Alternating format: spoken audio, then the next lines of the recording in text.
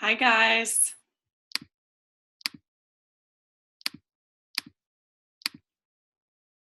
Oh, wow.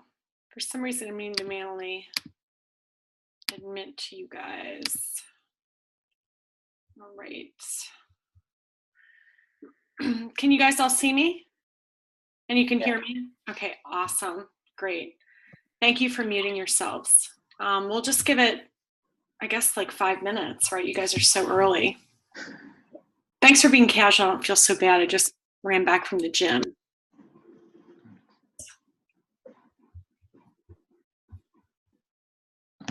Have you guys ever used Zoom before? Yeah? Okay, good.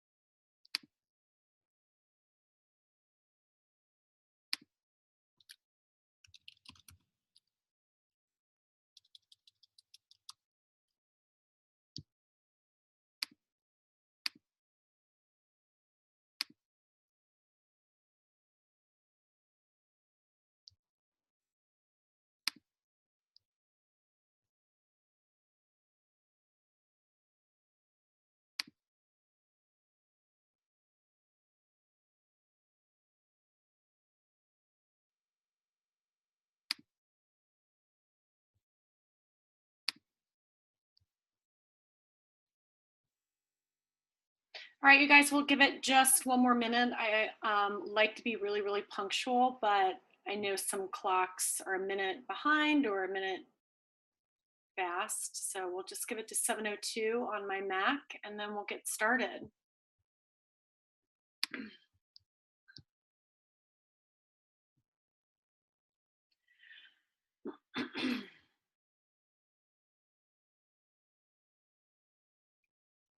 Juan, you look exactly like your brother, P.S. Yeah, I thought you'd find that funny. All right, still admitting. Again, I'm going to give it to 7:02.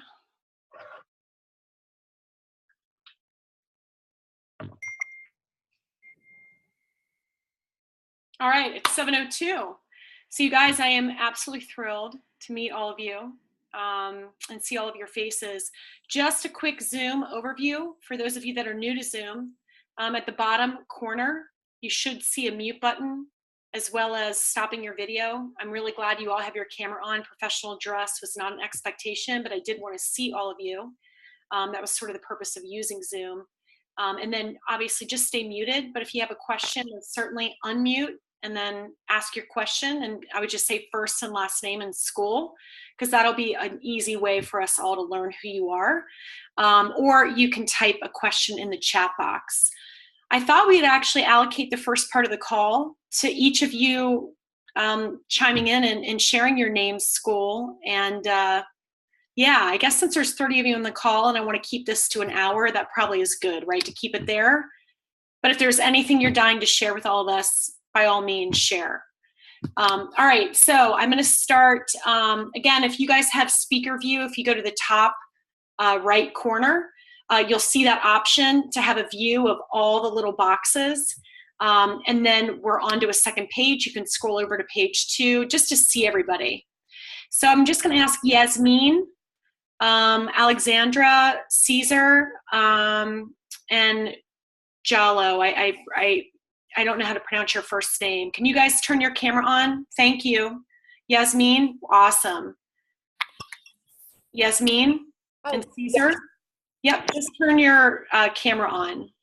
So be down at the bottom, start video. And then same with you, Caesar.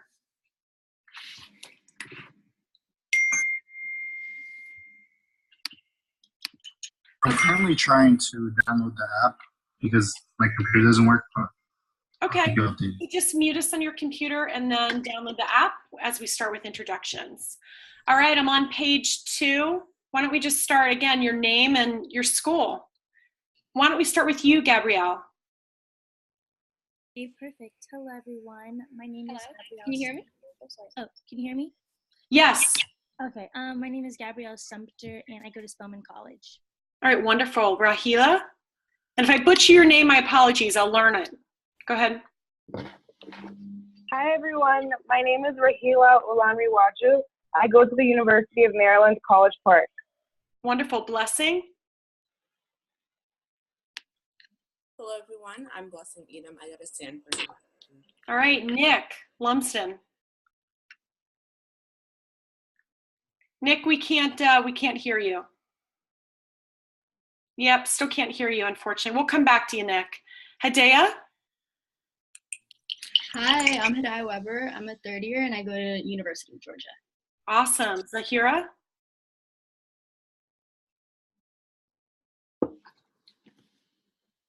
Zahira, we can't hear you either. We'll come back to you guys. Kai? Hello, yes, my name is Kai and I'm a rising junior at Columbia University. All right, wonderful. Hector? Hello, my name's Hector, and I'm a rising junior at Brewer College. Wonderful. Juan? Hi, I am Juan Tremonton, and I'm a rising junior at Ohio State University. All right, Holly? Or Hallie? I should say Hallie. Hello, everyone. My name is Haley Hammond, and I go to North Carolina A&T State University. I remember you from your interview, Haley. It's so funny seeing your faces. All right, Dennis. Hey, everyone. Can everyone hear me? Mm-hmm. Cool. Awesome. Hey, everyone. So my name's Dennis. I'm a rising junior at the George Washington University. If we can't hear you, I promise to tell you, because I'll see your lips moving. Cool.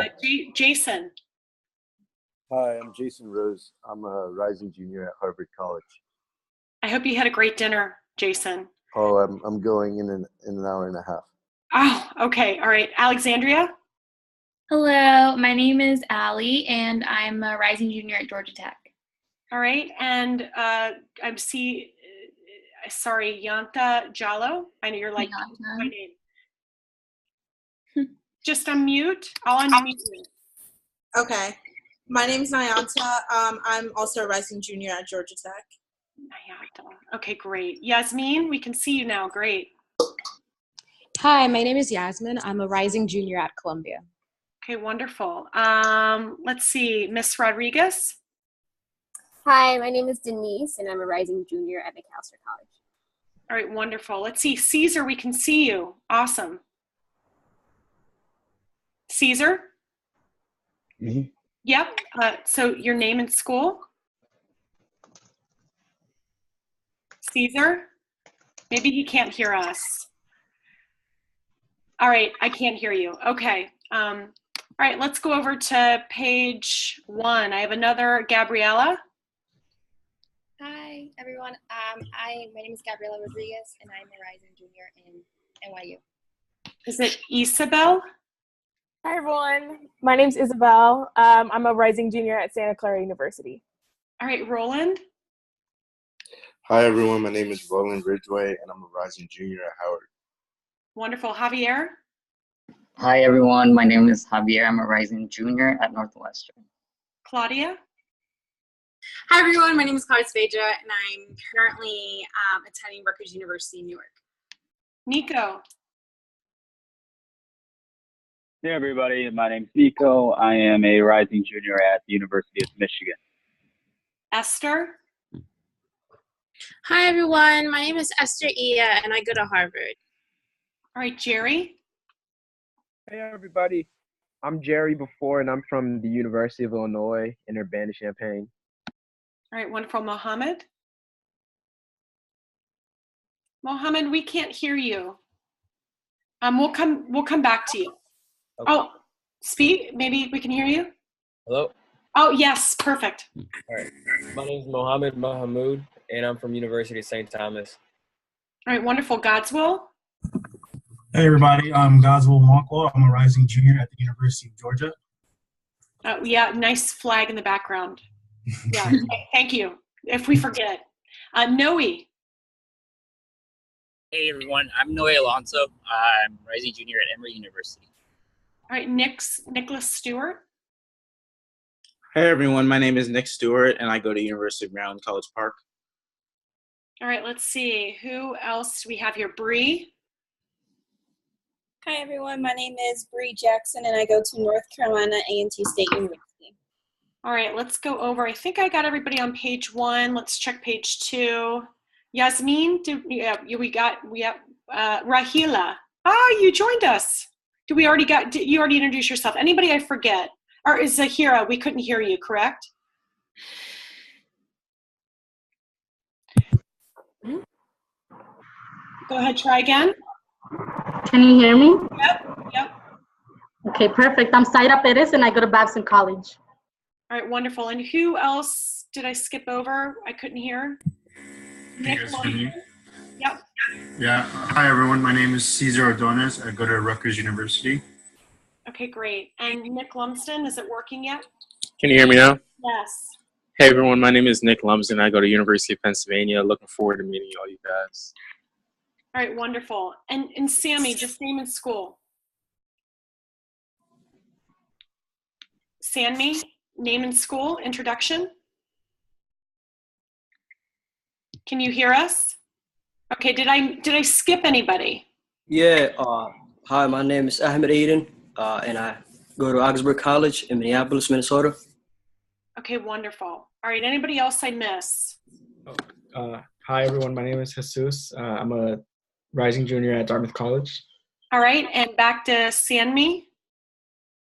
Sanmi, you just need to unmute yourself. I'll go ahead and do it. Go ahead. All right, go ahead, name and school. Don't touch anything. Okay, sorry. My name is Sammy Toyobo. I'm a rising junior at Georgia Tech. All right, and Palumi, can you turn your camera on? And Rahila, your camera. All right, anybody else I missed for introductions? All right. So I really contemplated today if we wanted to allocate time to introductions, but I thought it was important because I listened to the recording of the career prep overall orientation. I actually had a group coach call with my seniors at that time, so I couldn't join.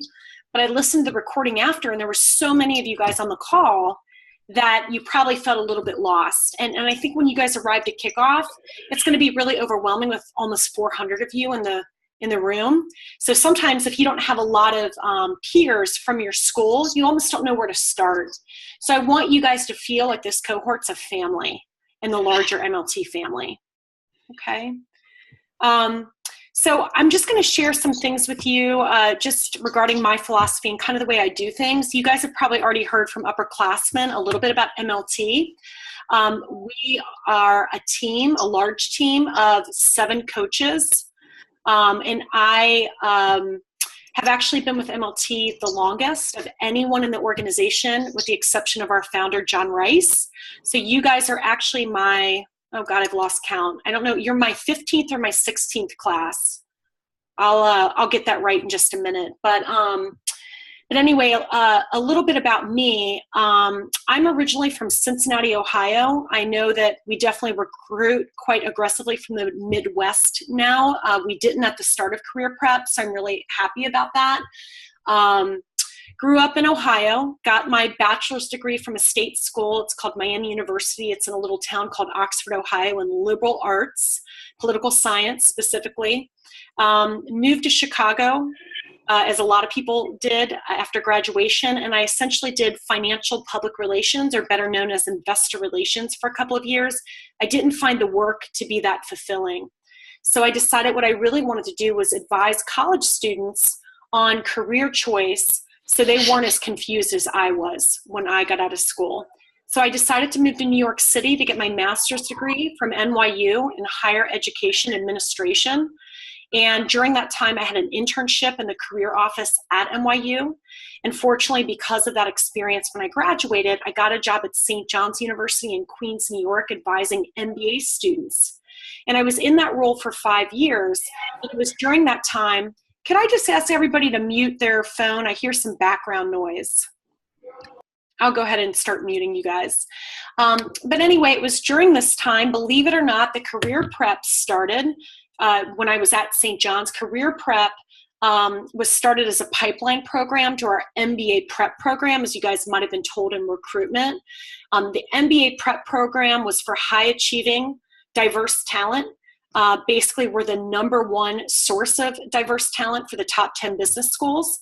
But our founder, John Rice, decided after its first year in 2002 that we needed to start younger with college students. So Career Prep was founded with 23 fellows in 2003. And at that time, the director coached every fellow. Well, with the second class, it grew to 42 fellows. I actually was hired. They just had a posting online. I applied, I interviewed, and they hired me. And so I just started out freelancing because the program was pretty small. After about 5 years at St. John's, I left because I moved to Switzerland. It sounds really amazing and beautiful and glamorous, and it was not at all. I left New York City, the bustling city, to move to a village of 600. Like a farm community, and I essentially did it for love, right? I was in a relationship with a Swiss man. Fortunately, MLT allowed me to continue to coach remotely from Switzerland. I was there for 2 years. After 2 years, I was about to lose my mind, so I went back to New York City for a total of 14 years in New York, 7 before Europe and 7 after. And a couple of years ago, I made a big decision to move back to my hometown of Cincinnati.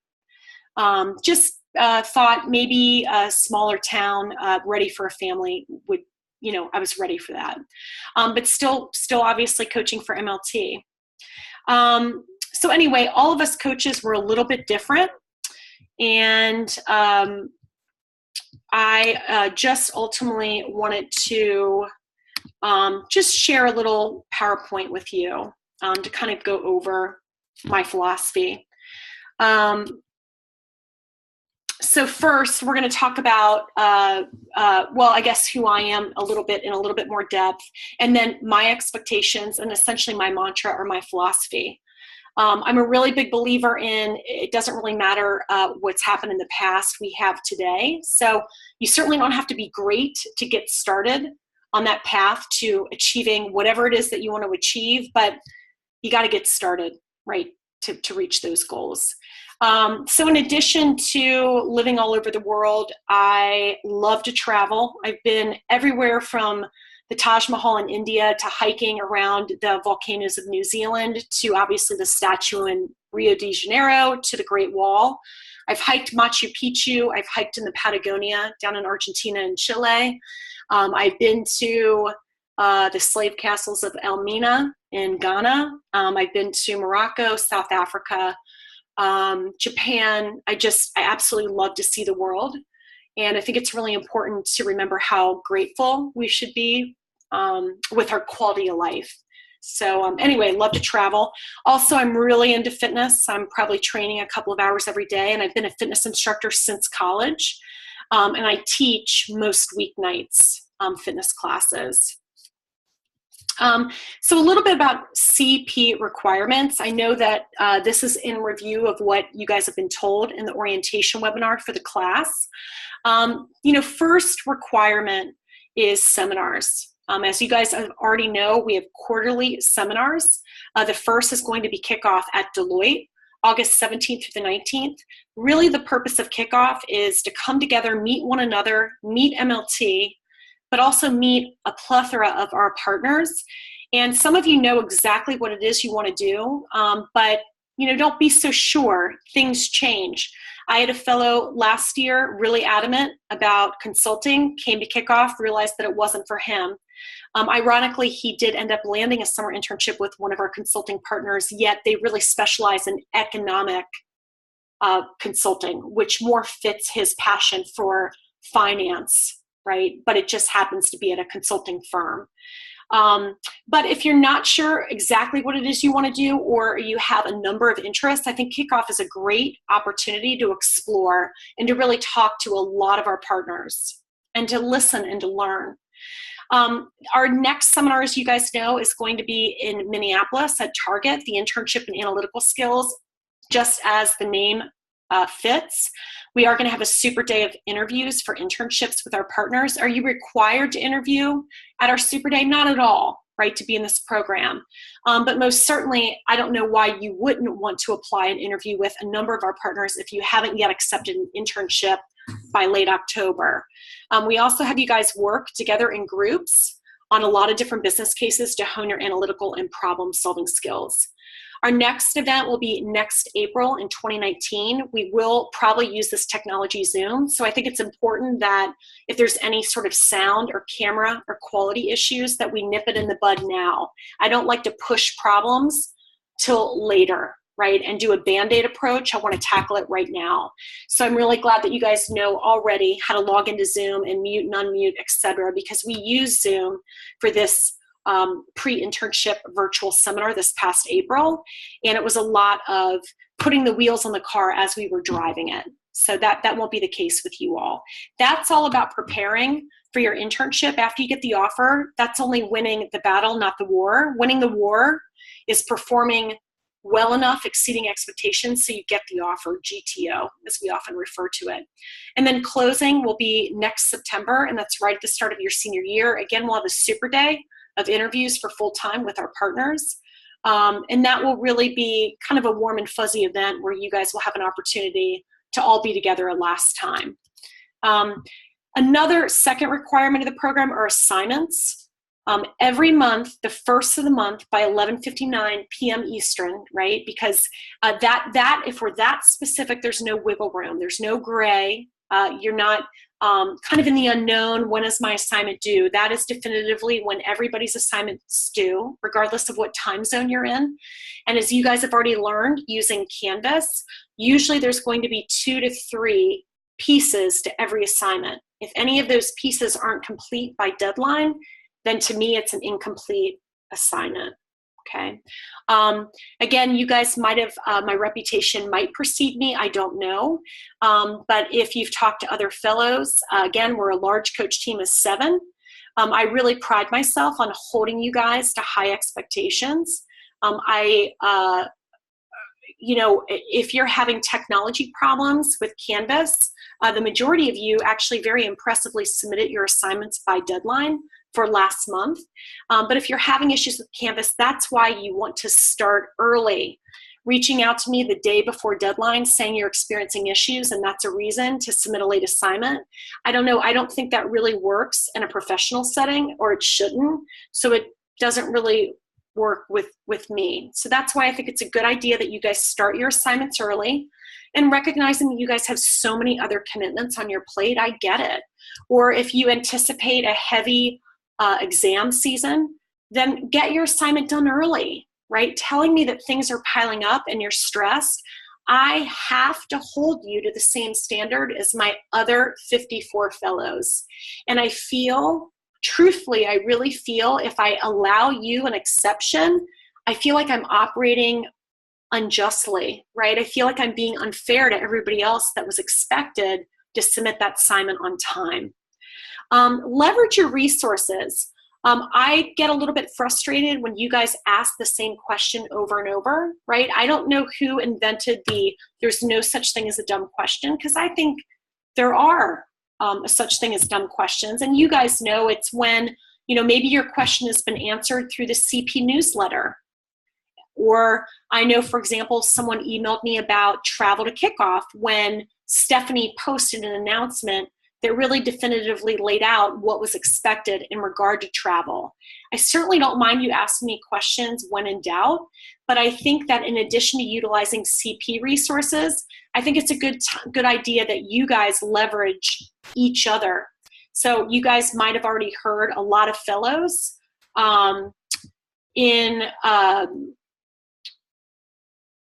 excuse me, I'm trying to get rid of that participant thing. But you guys might have heard a lot of fellows joined a group me, and there's all groups, group me, not just for the entire class, but also by cohort. So when in doubt, you guys could leverage one another as well.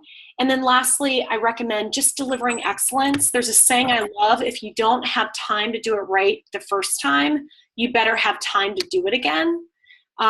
So if your assignment isn't done to expectations, I may ask you, as I did actually with a number of my seniors last month. It was a 3-part employer research assignment, and a couple of my fellows really just copy and pasted some general information for a piece or a portion of the assignment. And I just thought that didn't meet my expectations, and frankly, it shouldn't meet yours. So I asked them to do it again. Okay. And then the last expectation is a coach call. The coach call could be up to 1 hour. Sometimes it could be less, just depending on the month, but I would ask that you are free for that entire hour, or at the very least when you schedule your call, that you're free from start to finish in Calendly. Okay. I wanted to actually just show you guys Calendly, but I'll do that after. I don't expect you guys to go in and see if my calendar is available every month. So every month, once I upload my availability in Calendly, then I'll send you guys an announcement or a notification via Canvas and or via email to let you know that the calendar's there. If you don't meet those requirements, right? Let's say you don't submit an assignment by deadline, you don't schedule your coach call by deadline, you miss your coach call, you decide you don't feel like coming to a seminar, which I can't imagine why, right? Because they're actually really enjoyable, and also you really hone your skills. But whatever it might be, there's a system called infractions, right? And I'm pretty diligent about allocating infractions because, again, I don't want it to be gray. I want you guys really to understand what the expectations are. And for me, I don't want infractions to be seen as being like a penalty or punitive. I think that for you and me, it's just a way for us to track when you've missed the mark or when you've missed a deadline or when you didn't meet expectation. Okay? So in the workplace, of course, there's going to be an occurrence in your life where you're going to miss a meeting, or you're going to fail to meet a deadline, or you're going to fail to arrive to work on time, right? Because whatever, in New York City, the subway was always delayed. If that happens once, I think it's very forgivable. If it happens a second time, all right. If it happens a third time, that's when it starts to diminish your brand, your credibility. That's when you might be passed over for, let's say, the promotion, the raise, or being allocated to a client engagement or a project that you really, really want, right? Because you might be perceived as someone that drops the ball. So I feel that the infraction system, if I just sort of overlook something and we don't address it, again, I feel like it's a disservice to you. I really feel that way. So I don't want you to think that this is me saying, no, no, no. I want it to be a partnership where we sort of, as adults, say, you know what, I missed the mark, and this is why. I recognize why. I'm going to put together a brief development plan to ensure I don't miss the mark again. Okay? So infraction 1, you just get a simple warning. It has no bearing on your participation in career prep at all. I'll just send you a formal notification. Infraction 2, I will send you a notification, and I also will notify the director, she's aware. A third infraction, that's where you and I have a tough discussion. Is this program too much for you to handle? I know it's rigorous, and the last thing I want to do is stress you out. Or, sometimes when you start to do too much, you guys know you don't enjoy it anymore, right? It becomes only work and not a labor of love, right? If you and I decide that you really want to remain in this program, then we have that option to place you on probation, and you will be required to work on a contribution project, and you and I can decide what that would be.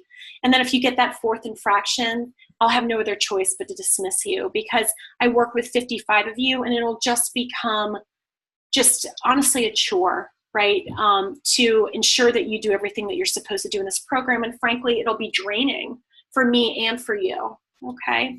So just in summary, an infraction will result if you fail to attend a seminar outside of obviously an excuse, such as an academic requirement. Or for example, I had a fellow miss our last seminar because her mother was getting married, right? And she obviously wanted to be present at the wedding. If you fail to complete an assignment by the 1st of the month, schedule your coach call by the 1st of the month, and attend your scheduled coach call. And again, I will be very diligent about reminding you, hey, my calendar's uploaded, schedule your coach call by the 1st. I'll certainly send a reminder through a Canvas announcement. So coach calls once a month are going to come in lots of forms. A coach call is typically going to be one-on-one. So next month in July, I want to start with one-on-one calls so I really can get to know you. And some of the assignments that are conducive to a one-on-one coach call, it's going to be personal clarity. You and I talking about your goals. If we do a mock interview, I think that's something we want to do one-on-one. Also, next spring, we'll actually be doing a career prep performance evaluation. Of course, I don't want to do that in front of other fellows. I think that should be between you and I. Another type of call that I'll do is group calls. That's the call I had during your orientation webinar. And typically that's where I'll bring together 5 or 6 fellows where we'll talk about that monthly assignment. And this is very appropriate when there's a business case. I also, a couple of months ago with my seniors, had a lot of different challenges that former fellows had faced during their internship. So we came together in a small group to discuss those challenges. And then other types of ad hoc calls could be an orientation webinar such as this. We typically do preparation webinars for all of our seminars, and then partners also will have ad hoc presentations. Call expectations. So you guys have heard the expression, you get what you give. So a lot of fellows, I feel like, come to the call completely expecting me to entertain them for, an hour. And that's really not how it's going to work. If you don't really give me much, you're not really going to get much reward or value from our relationship. So I want you, before our call, to be prepared you know that we're typically going to discuss some component, if not all components of the assignment. So I think it's smart for you to have the assignment accessible for reference and briefly skim the assignment to sort of refresh your memory, because some of you submitted the assignment 2 to 3 weeks prior to the date of our coach call. I also want you to think through all your various achievements and things that are going on. You guys are so incredibly accomplished, so think through some of your personal and your professional updates that you would like to share. And then lastly, reflect on what your expectations are of me and be ready with questions based on what those expectations are. We will be using Zoom to connect for our coach call, for all of our coach calls, whether they be one-on-one or they be group, because I think it's important that you and I are both very, very engaged. So test your web connectivity. I know especially when some of you go abroad, I've had students all over the world. I had one student in the Middle East, and that was quite a challenge, but he was definitely available every call.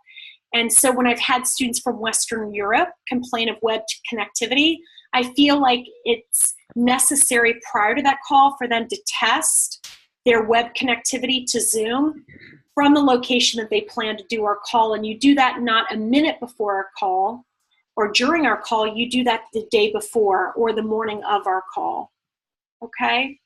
And then last minute cancellations, I prepare for our calls, as I hope you do. So you canceling last minute to me is saying you don't value my time. I don't do that to you. And there has been times where I've needed to reschedule calls with fellows, but I typically connect with my fellows a week or more in advance saying, hey, I had to schedule a doctor's appointment during that time. Sometimes you guys, at the start of your school year, you're going through shop period with classes, and then you discover after the fact, oh, I have a class during that time, or the exam of the professor said, hey, we're going to have an unscheduled study session for an exam then. I understand there may be times where you have to reschedule, but I would appreciate if you communicate that with me, and we do that in advance. And then lastly, just as you guys are on this call, I would like you to be in a professional environment.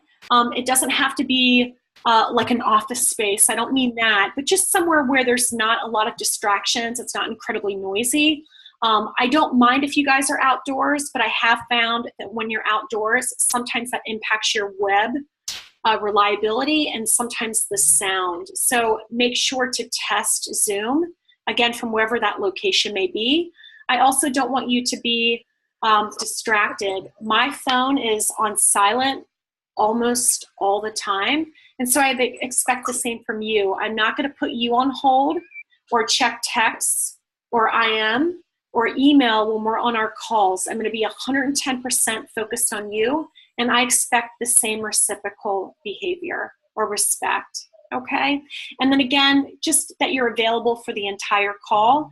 I really am respectful of your time, and I almost never go over unless it's your decision, right? So typically, you know that we're going to start on time and we're going to end on time, right? Even sometimes a little early, but it's good that you're available the entire call. Treat it as it's an interview. So on our first coach call in July, I'm going to follow up with you guys this week with a link to my calendar in Calendly, another technology platform that I use to schedule my coach calls. I'm going to have you or ask you to deliver your pitch as you would to an employer, because I really want to hear how you sound to employers when you introduce yourself. And it'll be the 90-second or 2-minute pitch that you share at the start of interviews. I realize that if you go to a career fair or you're at a networking event, the pitch might be much shorter. But for the purposes of our call, I would like the lengthier pitch so I really could get to know you. I'll give you a little bit of feedback if necessary. I remember last year, very few fellows needed feedback. You guys are really stellar. You're getting better and better every year of career prep. We'll briefly review your 100 jobs and your career leader results and talk a little bit about your passions and your personal clarity. And then lastly, I'll share with you my insights or some actionable steps that I think you should take based on your 100 jobs and career leader results and your career goals. With that being said, in addition to your pitch, I want you to feel free to share anything that you want to share with me that'll really help me get to know you.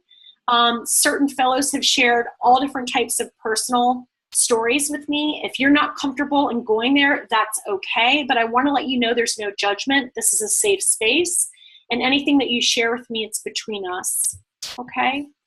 In addition to 100 Jobs and Career Leader, I would like to, on this first call, identify an industry and a functional role that you're excited about. It's okay. I'm not asking you to get married to a one and only here. It's okay if you have 2 or 3 targets. That's all right. But I think the sooner that we identify those, the sooner that you can start positioning yourself as a strong candidate for those targets. And then lastly, I'm going to offer you insights, but really it's going to be up to you to, put those into action. And I really love this Lombardi quote. I really believe it. The difference between someone who's successful, it isn't the fact that they're not as strong, or that they're not as intelligent, or they lack the knowledge or the skills. It's really because they don't put in the work, right? So I kind of a rhetorical question I like to push on you, if you envision sort of your biggest dream, right? Whether it be in a year, 5 years, 10 years, 20 years, what are you going to do this week, to ensure that you achieve that dream? And I think being in career prep and being on this call is one big step. So me, I'm extremely responsive. In fact, I typically get feedback from my fellows year after year that I'm extremely, extremely responsive, yet I draw boundaries. I work really hard, but I play really hard. My weekends are sacred, they're mine.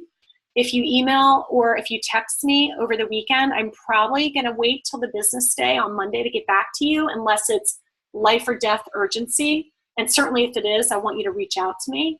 Over the weekend, same weeknights, I'm typically training or I'm teaching. So again, I'm probably going to wait till the following business day to get back to you.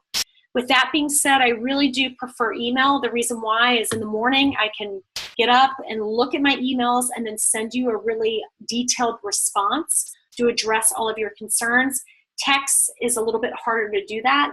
The other thing with text, if you text me, it's going to kind of be alongside or sort of in the stack of texts that I get from friends and family. And so I might miss something. So if you want a guaranteed response with detailed resources and links, which some of you have already emailed me and you know how how sometimes I may do that, then email is best. But again, if it's urgent, I don't mind text. That's fine. CP benefits, they're going to vary depending on you and what your needs are. Some of you already have an internship already for the summer of 2019, which is crazy. Some of you are in great internships now where they're going to make you a return offer and want you to accept before we even have our super day of interviews in October. So some of you might not need the mock interview preparation with me, or even the career target exploration. So that's okay, but there might be some other needs of yours that I can help you with, if that makes sense. So I'm willing to adapt my style and my value based on what your needs are. And lastly, please remember, I'm your career coach, but you ultimately are your career manager. It's really all in your hands, right? I can only guide and direct and advise you, but it's really up to you to do it. So lastly, as you can tell, I love quotes. You certainly can't go back and start over, but you can start right now to ensure you get the ending and you achieve the goals that you want to achieve, okay? So if you're on this call, I'm just going to give you my cell number now, 917-514-4681. I still, as you can imagine, have 3 classes of fellows in my phone. So if you guys would be gracious and just text 2020 and your first and last name to me, I would greatly appreciate it. And then I don't necessarily have to manually enter 55 of your numbers. That would be great. All right, I want to turn it over to questions. I feel like my phone's about to blow up.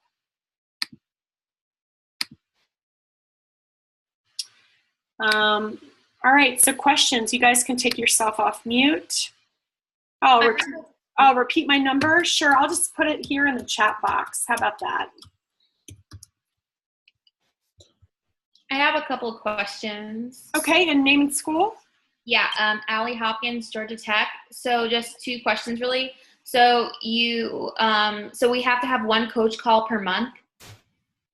Correct. Okay. And it'll either be one-on-one, which at the start of the program, I think most of the curriculum, like personal clarity and refining your resume and mock interviews, like that's very conducive to one-on-one.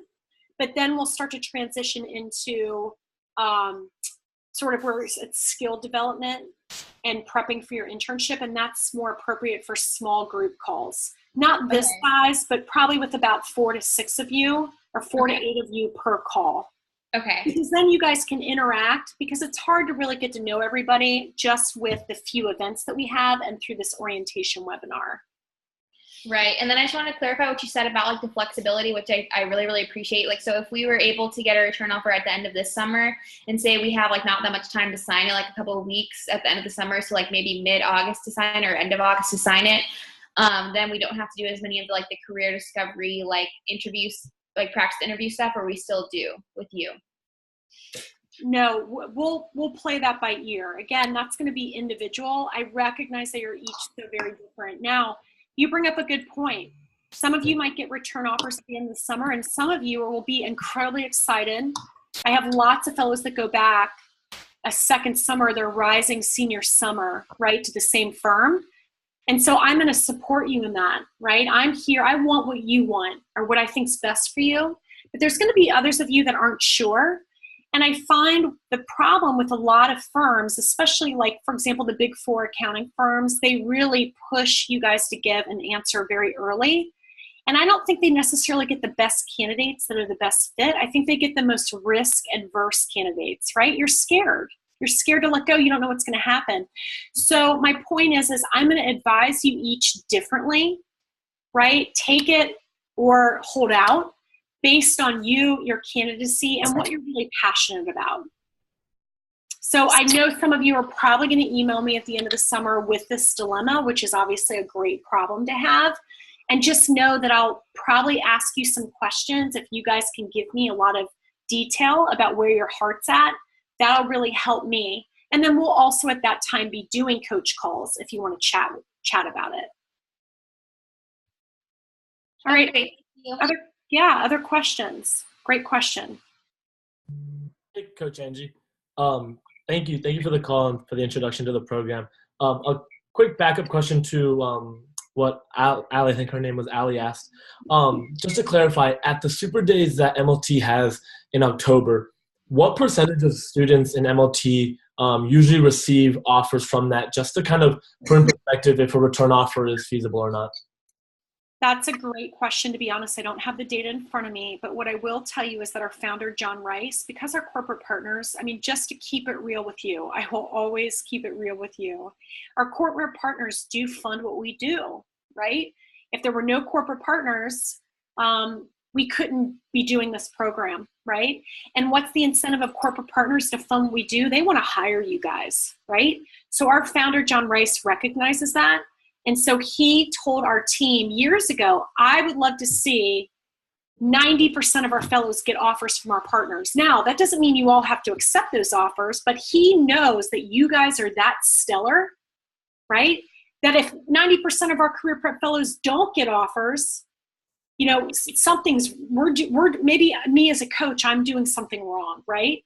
But out of that, he would ideally love to see approximately 70% of you go to partners, but he knows it's up to the partners to woo you.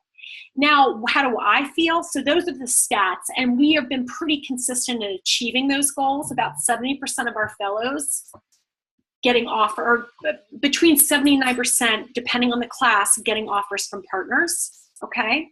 But the other thing that I want you guys to recognize, that I'm your coach, and ultimately my loyalty lies with you, right? And so there are certain fellows over the years, depending on their predicament, that I've advised them, go to that non-partner. That's the best opportunity for you. There's been other scenarios where I've said, you know what, I think I think we need to hold out, okay? But it's a combination of you as a candidate, what you're going for, and what you're passionate about, but also your competitiveness for the particular role in industry, okay? But I also, to be honest, just again, to be truthful, I had a handful of fellows that missed the deadline to apply to partner opportunities for that Super Day. But again, this is not my first rodeo, okay? And we have a networking event with all the partners that are interviewing the night before this slew of interviews. And so I really helped those fellows break in with a lot of different partners that night at the event. And I had those few fellows successfully garner internships. I even have a fellow, very explicit in my mind, didn't have an interview, and she's interning at Deloitte this summer. And it's because she was scrappy at the networking event. I have another fellow, didn't apply to interviews and got an HR internship with Intuit. But my point is that's the rarity. It's not the norm. We obviously would want you to meet deadline and apply to the partners that you want to interview with. Okay, that was a super long-winded answer. No, that was great. Thank you. I appreciate it. I try to be too thorough. It's a blessing and a curse. Other questions? I hope I'm not boring you. No, I have one quick question. Okay, just name and school, because if I'm not looking at your picture, I don't know who's talking. Yeah, gotcha. So Dennis Constanza from the George Washington University. All right, great. Great. Gotcha. So wanted to say, first of all, thank you again for taking the time to talk to us. And so this question's a bit more for you, and I guess I wanted to hear what your thoughts are on if you could look at yourself at the age of like 19 or 20, what would you tell yourself about what you've learned so far? It could be like life lessons, work ethic. Wow, Dennis, what would you deep. tell yourself? You're deep. Well, first, let me just say, when I was in college, I went to a state school. I definitely studied hard. I really did. Granted, I lived above a bagel shop with, there was 8 of us, and I was in a sorority. And, I admit I definitely had a lot of late nights and a lot of fun. So, but I was one of those few people, I tried to balance it. I really did try to work hard, but I didn't get a good GPA like a lot of you guys have. And, when I was in college, I just thought, I'm not smart enough. And still to this day, you guys will hear me say, out of my whole team, my entire team, every single person on my team is smarter than me. They really are. They come from great schools like where you guys went, right? Really reputable schools. But I've learned that really hard work and being incredibly meticulous and stepping up and taking on everything and anything outside of your job description, and you add value to your team, that means more once you get out in the corporate world. Do you know what I'm saying? Like, you don't need to be the smartest, but if you're the hardest worker and you're meticulous, and if you take on a project everyone knows it's going to be done with excellence, that means far more than being the most intelligent. Okay, so that's lesson 1. And lesson 2, as a coach, you guys being my 16th class, I've seen a slew of fellows, but a lot of people not achieve their dreams or their goals, not because they're not good enough or bright enough or skilled enough, but because they didn't put in the work, right?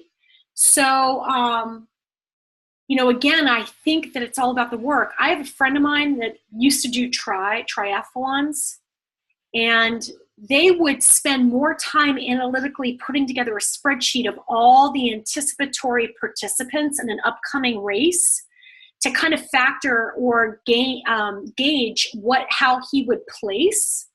Yet I spent more time at the gym training. I'm like, put in the training time, right?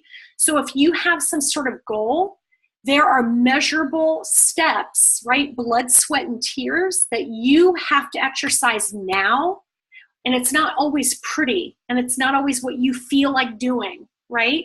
But that's how, doing the small things, how you're going to get to the big goal. So those are just 2 things. But back to also with school, the third thing I want to add, I thought school was, again, about being the most intelligent, but I think school, like life, is a strategy. So sometimes you get a great grade because you're the most intelligent and you've mastered the material, but other times it's because you rearranged your entire schedule to get the great professor that knows how to teach. Or sometimes you realize for a certain class, working or studying with a group and that extroversion communication of communicating ideas was helpful to you. Or with other subjects, it's working in a silo. Or it's about learning a formula and then the applicability in the future. So you get what I mean? It's like a game. There isn't a one size fits all. And it's the same with your analytical skills solving problems. You can't just look at a problem and assume you know how to solve it at face value. When you guys are starting to get confronted with case interviews, a lot of you kind of always try to use the same framework, and that just doesn't work effectively in life. So anyway, another long answer. Wow, Dennis, thank you. All right, other questions? Hi, Coach Angie. It's Claudia. I really appreciate having on the call, and I really appreciate everyone being on the call. I actually have two questions. I would want to be cognizant of everyone's time. So I first want to ask you if I can ask these two questions. Okay. Okay. So my first question is, which is my most important question. I want to clarify because I don't know if I heard you correctly or not, but you mentioned if an assignment doesn't meet your expectation, what I heard was we would occur an infraction, and I just want to clarify on that if I heard you correctly. It depends. You know, I'm Okay. not going to definitively tell you whether it would or not. I think you guys are so bright. Okay. And I think you know what's not your best. Does that okay.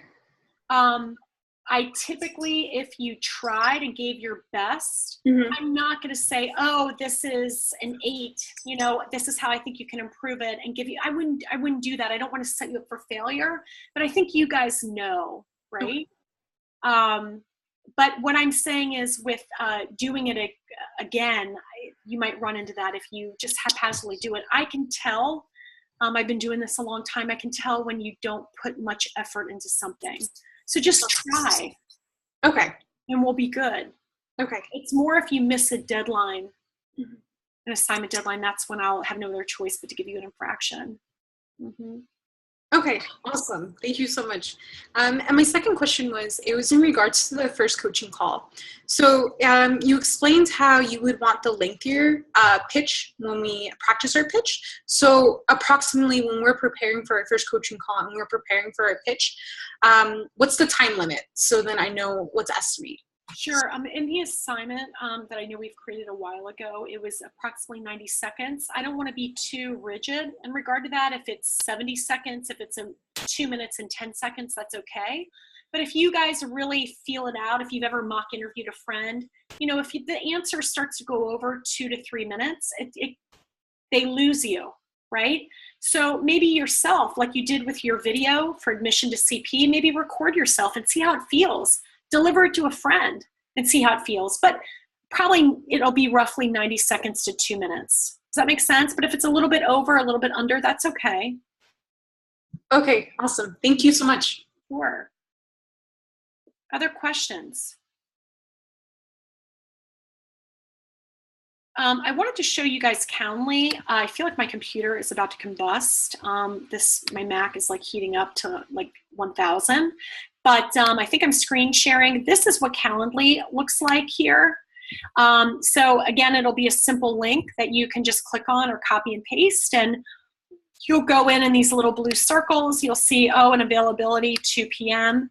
Or let's say here, right? And then you just click on the time, confirm, and you would put your name, your phone number, and schedule the event, right? So just wanted to show you guys that. I know that some of you guys are interning, and again, like I said, most evenings I'm teaching fitness classes, so evenings are difficult for me.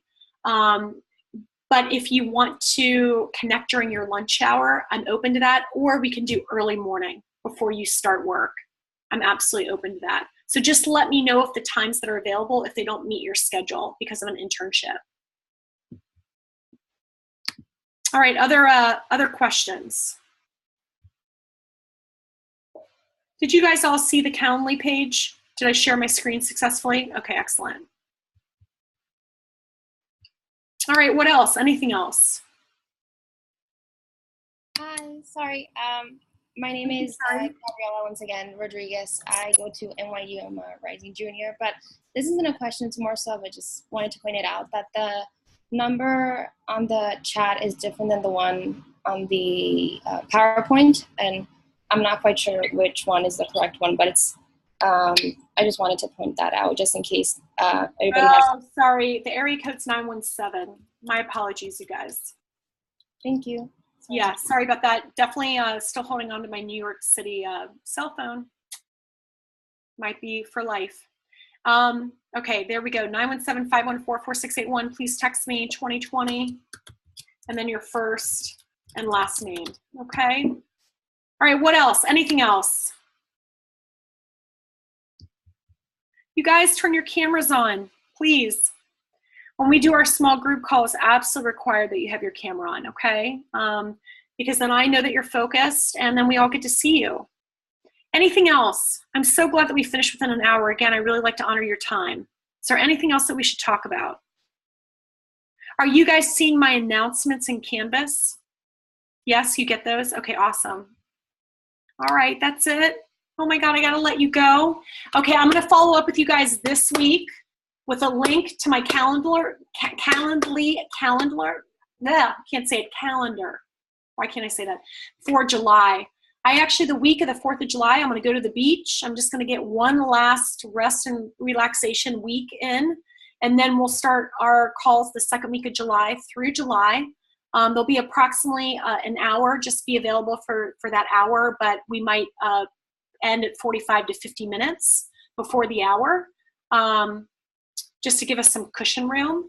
And let me know if you have any questions about the July assignment. I'm still waiting on MLT to get you all access to MBA Focus, which MBA Focus is similar to the job portal that is probably used on your campus. That is where you'll upload your resumes, and then our partners will post opportunities as we get closer to the October event. Okay? All right, you guys, it's been such a pleasure. Namaste, and thank you for joining me. You guys have a wonderful evening. Talk to you in July. Bye, everyone. Okay, you have a question? Hi, sorry about that. I just came up with it. This is Saida Perez from Babson College. Okay. I just see that on my Canvas, more assignments have popped up, but the deadline says like May 1st, and by then I didn't know that I was accepted into the program. Should I complete those also? I believe, so there was some confusion. For some reason, some of the prior classes assignments that were due in April popped up in your Canvas course. I don't know why that was. But we actually, as of today, they'll no longer be visible to you. Maybe another coach made them available for fellows that had summer internships that thought it would be useful.